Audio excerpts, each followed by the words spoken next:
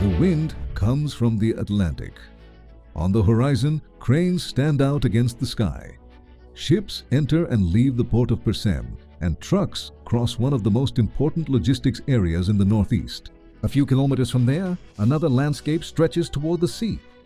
Earthworks, bridges, railroad ties and tracks mark the final stages of a line that crosses the northeastern interior for more than 1,000 kilometers. The Transnordestina has never been so close to finding an outlet to the ocean. But there is a huge difference between seeing the port on the map and having a corridor capable of moving cargo into the maritime shipping system. In the final kilometers, the question is no longer just about how much track is left. It becomes about what exactly it means to reach Pecém. So, where is the project now? How much is still left? And why can such a seemingly small segment hold such a crucial piece, the most decisive one in the project? Stay with us for the next few minutes and find out why the last kilometers might be the most important of the entire Transnordestina.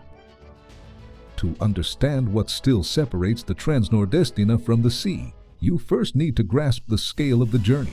Phase 1 of the railway connects Paislandim in Piauí to the port of Pecém in Ceará along a corridor of approximately 1,061 kilometers. Passing through the Salgueiro Junction in Pernambuco. It's a line that crosses the northeastern interior, passes through producing areas and heads toward the coast of Ceará. But as the route approaches Pecém, the landscape changes. The backlands give way to more urbanized areas, highways, industrial facilities, and the structure of the main port complexes in the northeast.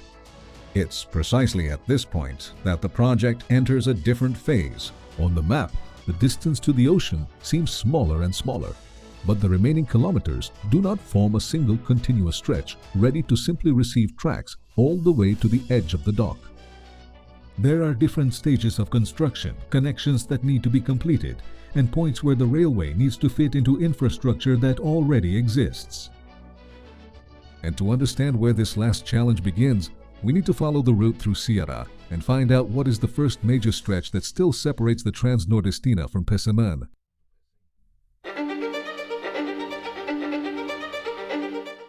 Following the route towards the coast, we reached the regions of Baturité and Aracoiaba in Ceará. It was there that at the end of 2025, the Transnordestina closed one of the last major gaps on the road to Pecém. Sections 9 and 10 add up to 97 kilometers and were, at that time, the stretches that still needed to be contracted to ensure the planned continuity of the railway towards the port. The update for the start of services changed the scenario. For the first time, all the sections needed to complete this route were contracted, but pay attention to the difference. That doesn't mean that only 97 kilometers were left for the project to be finished. It means that those were the 97 kilometers that still didn't have contracted works in that sequence. Between signing the contract and getting the train to run, there's a long chain of services. First comes the earthworks, cuts, embankments, drainage, bridges, viaducts, and other structures that form the base of the railway. Then come the ballast, ties, rails, and the other elements of the superstructure. In other words, closing the last contractual gap was a decisive step, but it didn't mean physically closing the corridor. And there's another important detail. When lots 9 and 10 end, the map of the Transnordestina still doesn't end there, and further ahead, already very close to Pecém, there's a much smaller segment.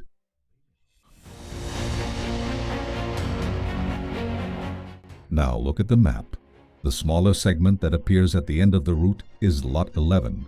It's 26 kilometers between Calcaia and the port region of Pecém at the end of the corridor, heading toward the coast. After the 97 kilometers of lots 9 and 10, it might seem simple to say, just finish another 26 kilometers and extend the rails to the port. But it's not quite like that. During an inspection carried out in February 2026, the National Land Transport Agency, NTT, highlighted specific technical challenges in Lot 11, mainly in the integration with terminals and other port facilities in Pecém. This changes the logic of arrival. A train can reach the port area even if the cargo isn't ready to go through the port. Before the train passes, it's necessary to build the physical path for this approach In Lot 11, official sources recorded infrastructure works. Near the port, the challenge reaches another level. The railway can't simply end in front of an existing facility. The alignment needs to be coordinated with access routes, operational areas, and cargo handling systems, linking the inland line to Pecém's infrastructure. That's where the lesser-known part of the project comes in. The railway branch connected to the private use terminal known as Nordeste Logistica's TUP. In March 2026, a decision by NTT's railway transport superintendents complemented the declaration of public utility for the area designated for the implementation of this branch. Within MVP Lot 11 on the Missão Velha to Port of Pecém section. The document locates this area between two markers of the network granted to Transnordestina Logistica. The decision authorized expropriations and emphasized that permits and other obligations are still required. Before shipping, therefore, there's a physical sequence that still has to be completed. Stabilize the track bed. Install the track. Establish access through the branch line and create the connection to the facilities that will receive the rail cars. And on the other side, there will be major civil works. The port project includes a railway viaduct, an ore unloading structure, and a grain unloading hopper. These structures show why the last kilometers can't be treated as just a simple extension of tracks. So, reaching Pecém means completing the main line, creating access to the loading facilities, and carrying out the necessary engineering to receive what arrives in the rail cars. This last piece is what changes the scale of the final stretch. After crossing more than 1,000 kilometers, the challenge is no longer just building a railway through the territory, but making it work inside a port complex.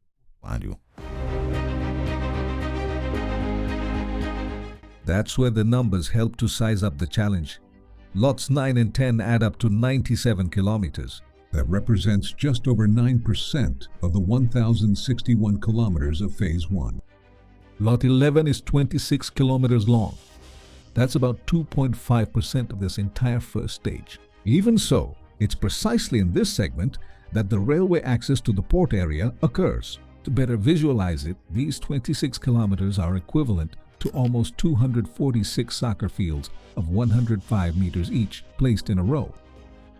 It's a modest distance compared to the entire corridor, but it's long enough to concentrate civil works, superstructures, and connections in an area full of facilities and interfaces. NTT's decision regarding the Nalog branch defines an area between kilometers 522.820 and 524.980. The difference between these two markers is approximately 2.16 kilometers. This, however, does not necessarily mean that 2.16 kilometers correspond to the total length of the branch. It's just the stretch covered by the area described in that administrative decision. Another point that draws attention is the financial contrast. Nordeste Logistica's private use terminal has an announced investment of 1.3 billion reais. Meanwhile, the total budget announced by Transnordestina is around 15 billion reais by itself. Therefore, the project amounts to nearly 9% of that value. And the scale of operations is also increasing. The projected figure is about 6 million tons in the first year. Gradually, the capacity could reach 30 million tons per year. To give you an idea of this scale, Brazil exported about 161 million tons of grains in 2023, according to Embrapa. The 30 million tons of projected annual capacity for the terminal is equivalent in volume to almost 19% of that total. But it's worth noting that this is just a comparison of scale. The private use terminal will not be dedicated exclusively to grains. It will also be able to handle minerals, fertilizers, general cargo, and containers. It's a good summary of the final stretch. The closer you get to the sea, the greater the complexity concentrated in each kilometer becomes.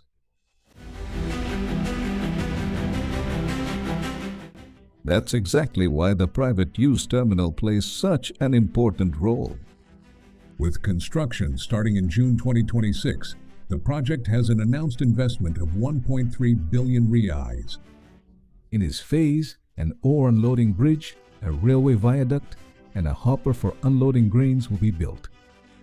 The projected capacity is expected to gradually increase to 30 million tons per year, including grains, ores, fertilizers, general cargo, and containers.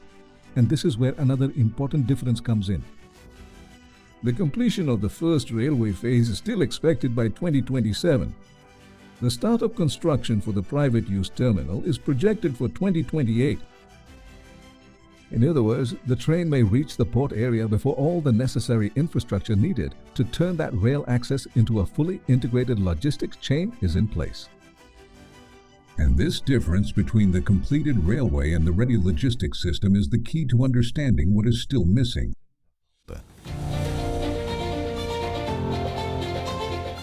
Now we can finally put the pieces together. The last sections need to be completed, as well as the railway access, the port facilities, and the necessary structures to receive the cargo. But there is a stage that happens after the concrete, the gravel, and the tracks, making everything work. The completed sections go through tests before they actually go into service, and that has already started. In December 2025, Transnordestina carried out a test run over approximately 585 kilometers between Bela Vista do Piauí and Iguatu in Ceará, with a train of 20 cars. In other words, cargo can already circulate on the completed sections of the railway. But that doesn't mean the entire corridor to Pecém is finished. That's exactly where the dates can be confusing. One thing is to physically complete the railway sections. Another is to put the corridor into operation, and yet another is to have the port connection working at its full planned capacity. That's why when someone says that the Transnordestina is ready on a certain date, it's worth asking, ready for what? Phase 1 remains associated with the 2027 timeline and the published schedules. Meanwhile, Nordeste Logistica's private use terminal is projected to begin operations in 2028. Therefore, 2027 does not necessarily represent the moment when the entire logistics chain will begin operating in its final configuration. After so many years of construction, the Transnordestina will not have just one finish line. It will have several, and each one represents a different stage on the way to Pecém. After more than 1,000 kilometers crossing the interior of the Northeast, the challenge of the Transnordestina now fits into an increasingly smaller piece of the map. But it is precisely these kilometers that need to turn proximity into a connection. A connection only happens when the line, branch, logistics structure and port work in a coordinated way. The route via Pecém will be complete. Because for Transnordestina, reaching the sea is much more than just being able to see it. Thank you for watching this video up to this point. What do you think about this information regarding Transnordestina reaching the port of Pecém? Did you know that the destination is to reach this port? Leave your opinion in the comments. I'll be happy to read all of them. I'll stop here. A big hug and see you in the next video.